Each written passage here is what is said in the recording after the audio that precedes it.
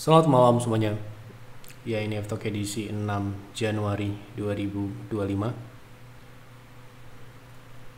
Seperti biasa, malam ini kita akan berikan update market IHSG dan juga membahas konsultasi ide-ide yang masuk di kolom komentar di F-Talk edisi terakhir 5 Januari 2025 edisi kemarin. Ada beberapa, tidak terlalu banyak, yang kita bahas malam ini yang sesuai dengan apa yang ada di kolom komentar.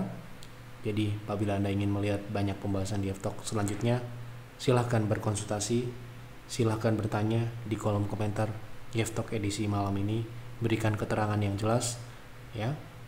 Oke, kita mulai.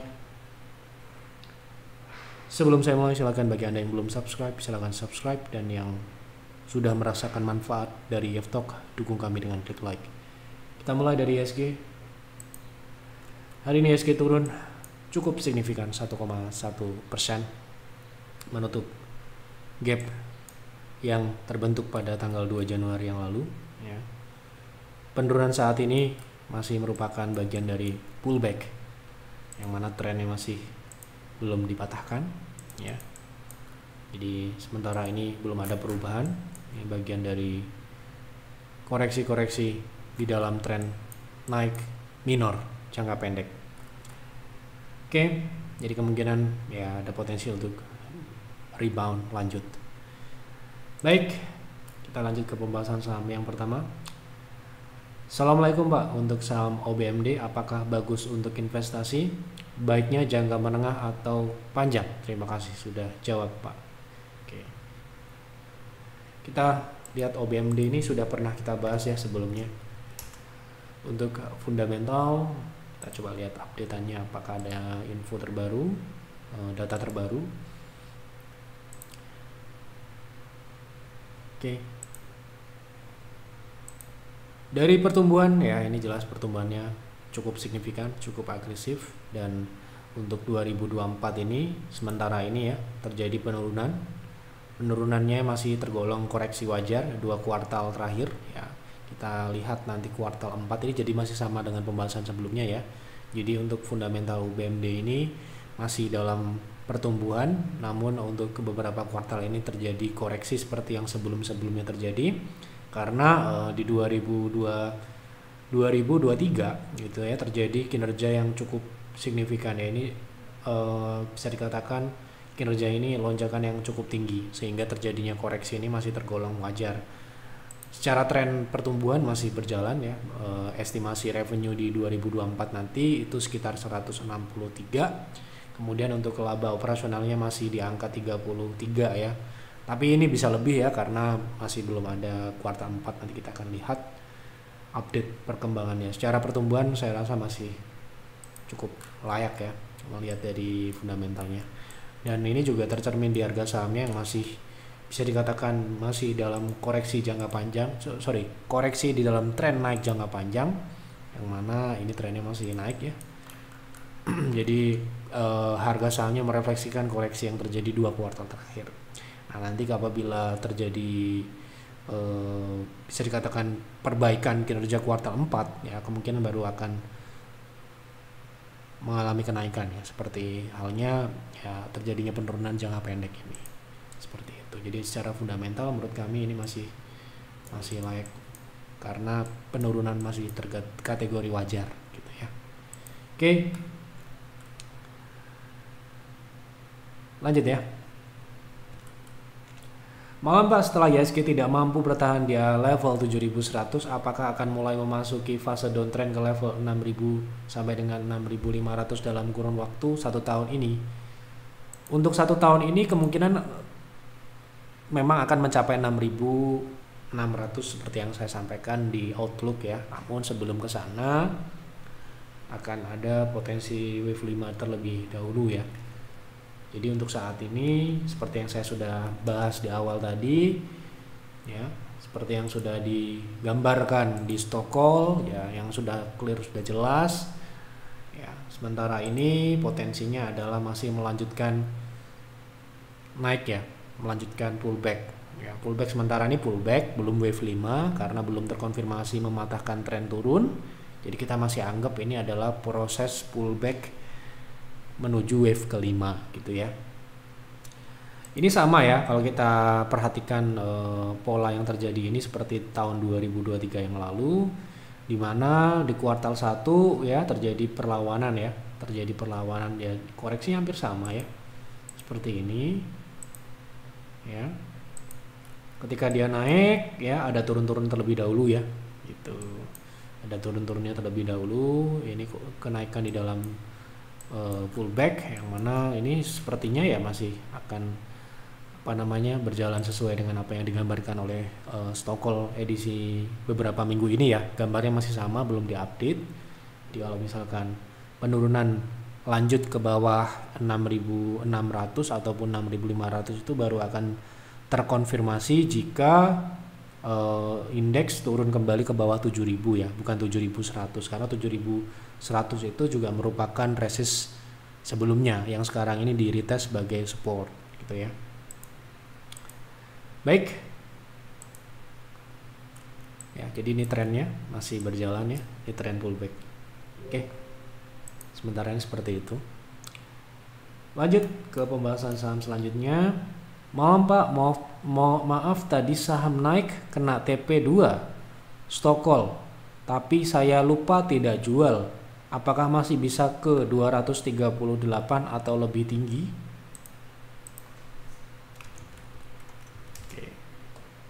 Oh, ini penutupannya di 238 ya. Jadi ketika IHSG turun seperti hari ini pun masih ada saham yang naik ya. Contohnya adalah saham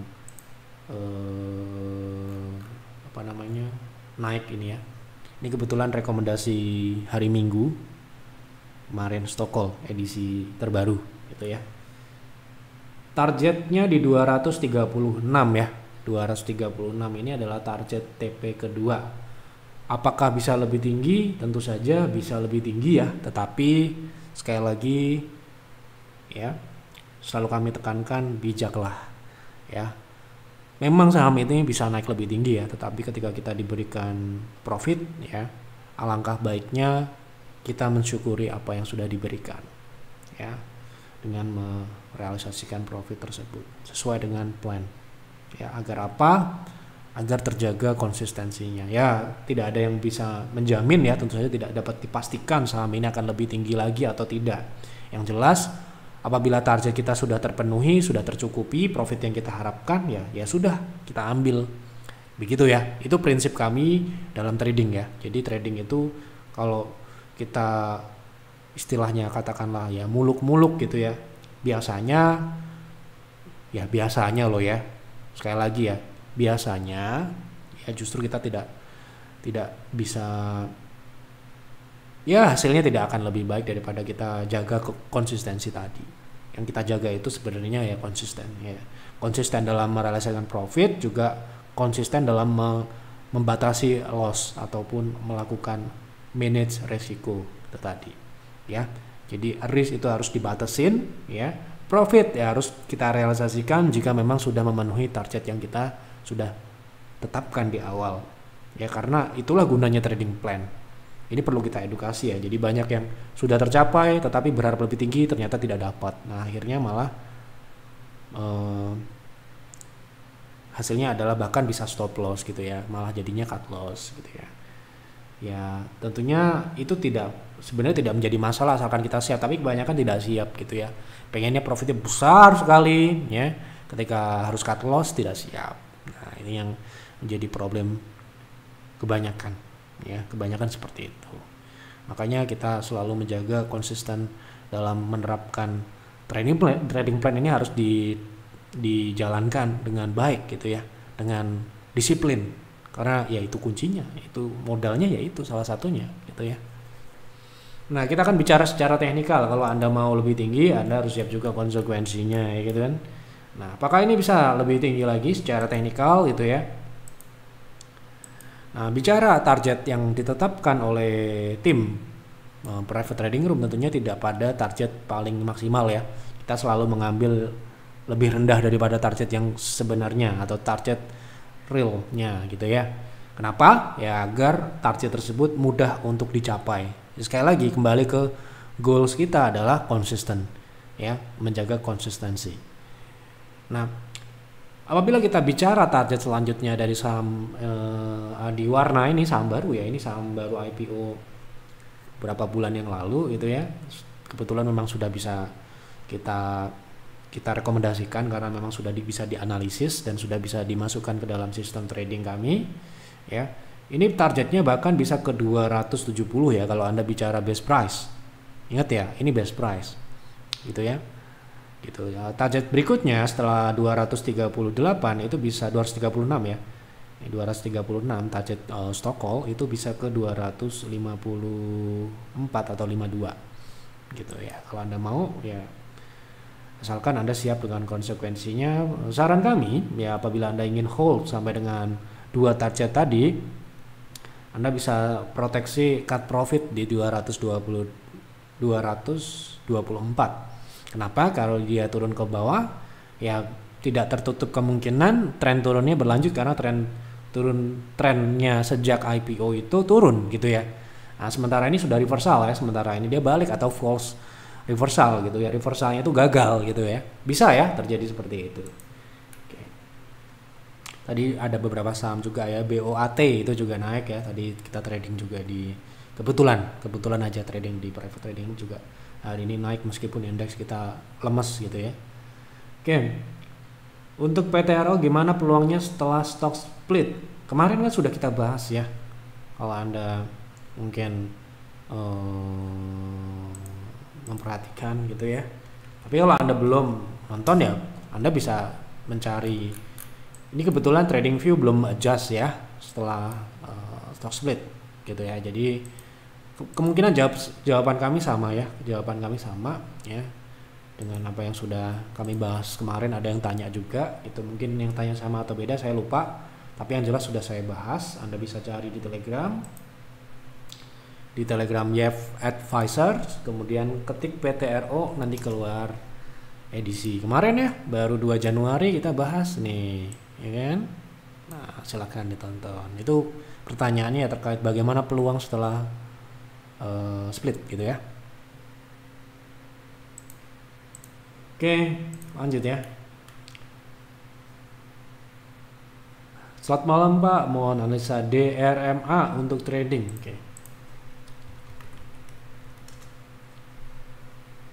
Oke, kita lihat di sini DRMA sepertinya mencoba untuk, ini bukan DRMA yang dimaksud ya. Dharma Polymetal. Nah, ini ya. Oke, dari sini kita lihat potensinya adalah lebih ke swing ya. Swing dalam tren turun ya sementara ini. Apakah menarik? Mari kita lihat ya. Mari kita lihat dengan target terdekat mungkin di 0,3 ya. Kita lihat ya berapa persen dan seberapa menarik.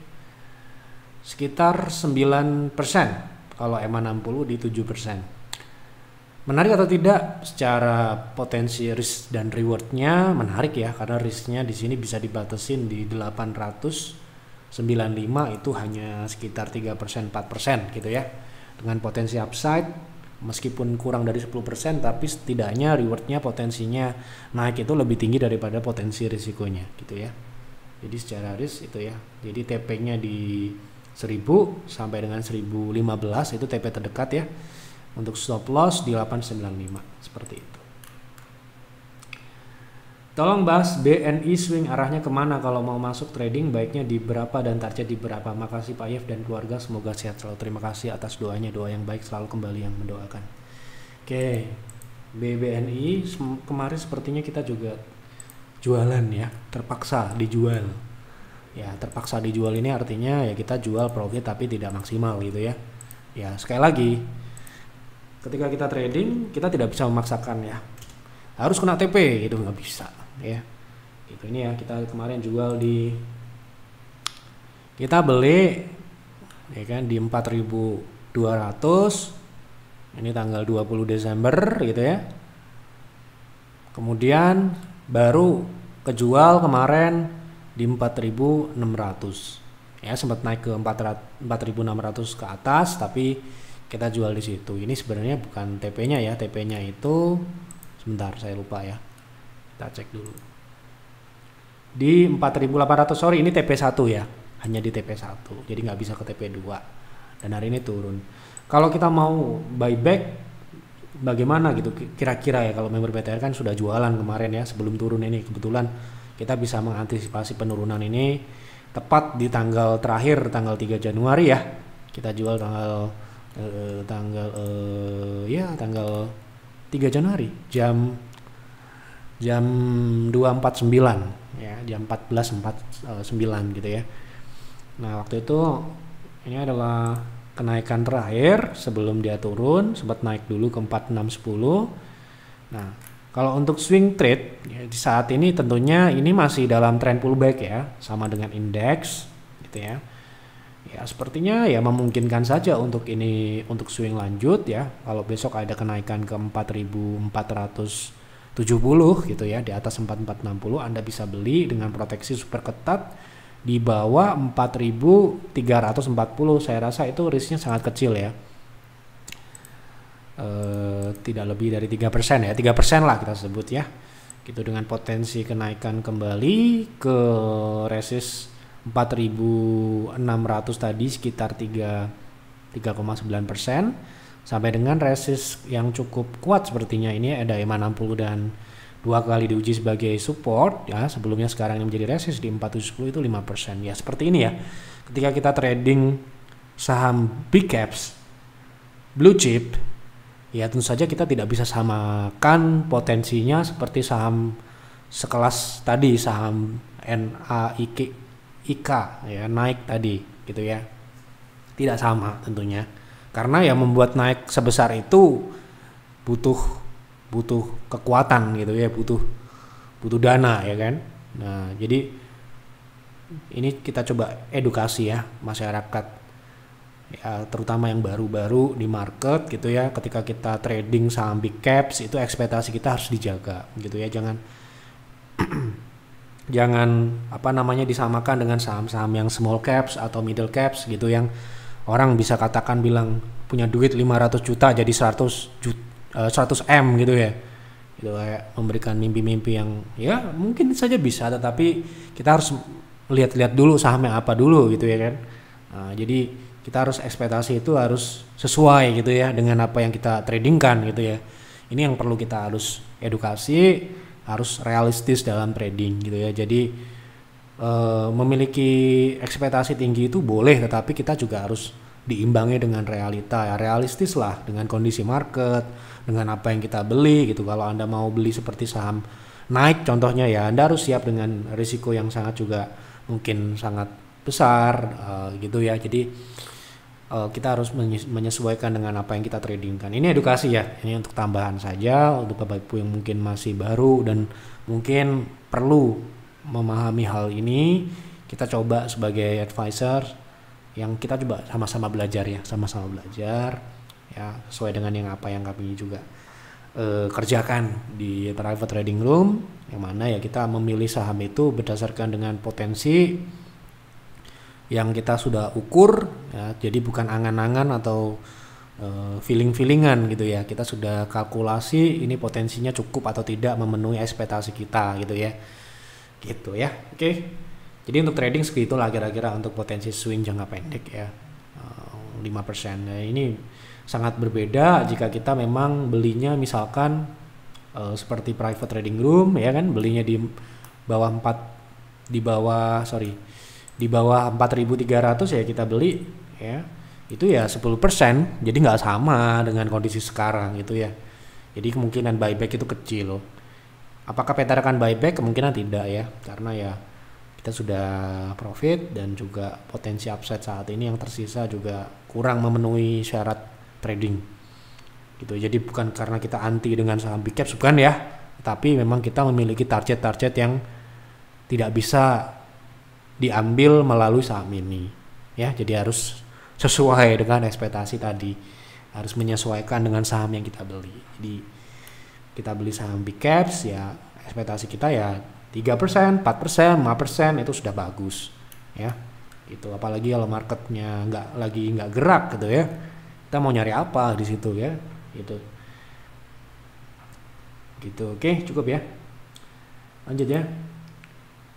Selamat pagi Pak Yev, apakah PTBA masih menarik untuk dividen investing? Terima kasih. Tidak menarik buat kami ya. Itu udah jelas dan clear. Karena saham ini meskipun dividennya besar, saham komoditas. Dividen besar itu sangat relatif ya. Relatif apa? Relatif Anda belinya di mana dulu. Ya.